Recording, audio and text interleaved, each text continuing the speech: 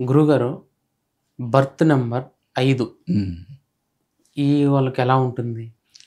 Birth number 5 హ్మ్. అంటే 5వ తేదీ కానీ 14వ తేదీ కానీ 23 కానీ పుట్టిన వాళ్ళని మనం బర్త్ నెంబర్ 5లో పుట్టిన వాళ్ళుగా మనం పరిగణిస్తాం. హ్మ్. మరి 5వ నెంబర్కి మెర్క్యూరీ బుధుడు అధిపతి. ఓకే. ఓకే. అండ్ ఈ 5వ నెంబర్ని మనం బ్రహ్మస్థానమైన మాస్టర్ కీ నెంబర్ అంటాం దీన్ని. ఓకే. ఎందుకంటే అటు ఒక 4 నెంబర్లు ఉన్నాయి, ఇటు 4 నెంబర్లు ఉంది, మధ్యలో ఉంది ఇది. ఓకే. ఓకే. దీన్ని మాస్టర్ కీ నెంబర్ అంటాం. ఓకే. 5వ నెంబర్కి చాలా ప్రాముఖ్యత ఎక్కువగా ఉంటుంది ఓకే. న్యూమరాలజీలో.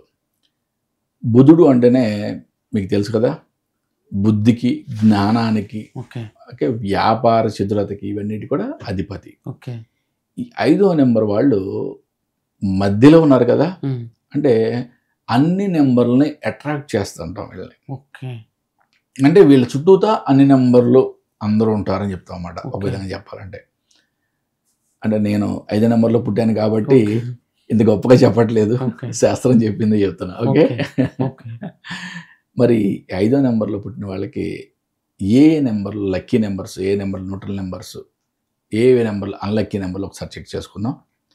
5వ నెంబర్లో పుట్టిన వాళ్ళకి 1, 2, 6 అనేవి లక్కీ నెంబర్స్. ఓకే. 4, 7, 8 అనేవి న్యూట్రల్ నెంబర్స్. ఓకే. 3, 5, 9 అనేవి అన్లక్కీ నెంబర్స్, అన్ఫ్రెండ్లీ నెంబర్స్ అంటాం. ఓకే. ఓకే.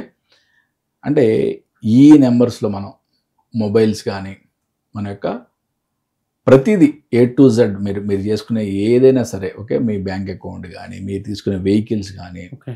అండ్ మీరు వ్యాపారం చేసే పార్ట్నర్షిప్స్ కానీ అన్నీ కూడా మనకి ఈ నెంబర్స్లో ఉండేటట్టుగా మీరు సెట్ చేసుకోండి. ఓకే.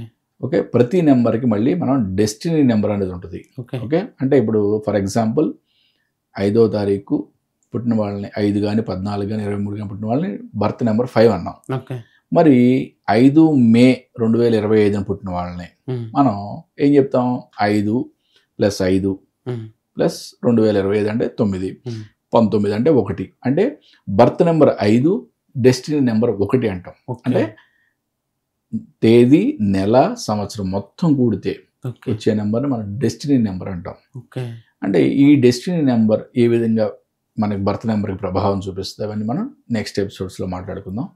చాలా ఇంపార్టెంట్గా మనం ఎవరైనా సరే మనం మెయిన్ ఇంపార్టెంట్గా మనం చెక్ చేసుకోవాల్సింది మన యొక్క బర్త్ నెంబర్ని బట్టి మన యొక్క మొబైల్ నెంబర్లు ఎలా ఉన్నాయి, బ్యాంక్ అకౌంట్ నెంబర్స్ ఎట్లా ఉన్నాయి, మన యొక్క పార్ట్నర్షిప్స్ ఎట్లా ఉన్నాయి, ఇవన్నీ కూడా చెక్ చేసుకోవడం అనేది చాలా ఇంపార్టెంట్గా చేసుకోవచ్చు. గురుగారు 5వ నెంబరు స్టార్ సంఖ్య అని కూడా అంటారు, నిజమేనా? అవును. ఓకే. అంటే 5వ నెంబర్ మాస్టర్ కీ నెంబర్ అంటాము.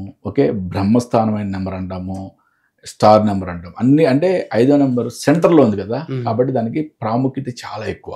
ఓకే. మళ్ళీ ఒకటి ఏంటంటే 5వ నెంబర్కి 5వ నెంబర్ శత్రువు. మళ్ళీ మన అన్లక్కీ నెంబర్లో మాట్లాడుకున్నాం కదా, ఓకే. 3, 5, 9 అనేవి అన్లక్కీ నెంబర్స్. 5కి 5కి మళ్ళీ అంటే ఒక 5కి ఇంకో 5 పడదు మళ్ళీ. అంటే 5 ఆల్రెడీ అంటే వీళ్ళు ఆల్రెడీ చుట్టూ ఉన్న వాళ్ళందరినీ ఆకర్షిస్తూ ఉంటారు. ఇంకో 5వ నెంబర్ వ్యక్తి కూడా ఆకర్షిస్తున్నాడు. అరే ఈడెవడో నా ముందు వచ్చి మళ్ళీ అనే ఒక ఈగో స్టార్ట్ అవుతుంది అనమాట. అంటే కొన్ని మనకి నెంబర్స్లో మనం చూసినప్పుడు ఆశ్చర్యం కలుగుద్ది అనమాట. అంటే నెంబర్స్ 100% మన యొక్క లైఫ్లో ఒక రోల్ ప్లే చేస్తాయి, దాంట్లో ఎటువంటి డౌట్ లేదు. కాకపోతే ఇది ఒక్కటే మన మీద పనిచేస్తుందని ఎప్పుడు అనుకోవద్దు. మనకి అన్ని శాస్త్రాల్లో మాతృక అనేది మనం ఆస్ట్రాలజీ అంటాము, ఓకే, జ్యోతిష్ శాస్త్రం అంటాం. జ్యోతిష శాస్త్రం పాటు న్యూమరాలజీ అంటే సంఖ్యాశాస్త్రము, వాస్తు, ఇవన్నీ అంటే ప్రతి శాస్త్రాన్ని కూడా మనం కూలంకషంగా చూసుకున్న తర్వాత మాత్రమే ఒక జాతకుడికి ఒక నిర్దిష్టమైన సలహా ఇవ్వడం అనేది చేయాలి. అంతేగాని న్యూమరాలజీలో ఒక్కటే బాగోపోతేనో, లేకపోతే ఆస్ట్రాలజీలో ఈ నక్షత్రం పడిపోతేనో సింపుల్గా ఓకే వాటిని కొట్టిపడేయడానికి లేదు. ఓకే. ఓకే. చాలా ఇంపార్టెంట్ అయిన హస్త సాముద్రికం కూడా మనకి చాలా ఇంపార్టెంట్. ఇప్పుడు నా దగ్గరికి వచ్చే జాతకుడికి ఒక ఎగ్జాంపుల్ చెప్తా. ఓకే. జనరల్గా ఏంటంటే ఈ రోజుల్లో చూస్తున్నాం మనం మ్యారేజ్ పెద్దగా చాలా చాలా ఫాస్ట్గా డివోర్స్కి వచ్చేస్తున్నాయి. అంటే లవ్ మ్యారేజ్ ఏమన్నా, అరేంజ్ మ్యారేజ్ ఏమన్నా చాలా అంటే 1-2 ఇయర్స్లోనే 1-2 ఇయర్స్ కూడా చాలా చెప్పాలి, నెలల్లోనే ఊరికే ఎక్కువ మంది డైవర్స్ అవును. ఓకే. వాళ్ళది మనం చెక్ చేసేటప్పుడు అంటే మ్యారేజ్కి ముందు చెక్ చేసినప్పుడు సింపుల్గా ఏంటంటే ఈ నెంబర్ పడదు కాబట్టి వద్దు అని చెప్పకూడదు. ఓకే. ఓకే. మనకి ఆస్ట్రాలజీ ఉంటుంది, ఇంకా హస్త సాముద్రికం ఉంటుంది, శుక్రస్థానంలో ఏమన్నా శుక్రస్థానం అంటే బొటన వేలు కింద ఉండే స్థానం, ఇక్కడ ఏమన్నా పుట్టుమచ్చలు ఉన్నాయా, లేకపోతే శుక్రస్థానం అని బొటన వేలు మీద పుట్టుమచ్చలు ఉన్నాయా, శుక్రస్థానం వీక్గా ఉందా, ఇవన్నీ కూడా మనం చెక్ చేసుకోవాలి. ఓకే. అట్లాగే మనం అన్ని శాస్త్రాలని మనం కూలంకషంగా చెక్ చేసిన తర్వాత వాళ్ళకి ఒక నిర్దిష్టమైన సలహా ఇవ్వడం అనేది చేయాలి. చాలా చక్కగా చెప్పారు గురువుగారు. నమస్తే నాన్న. హరి ఓం శివం.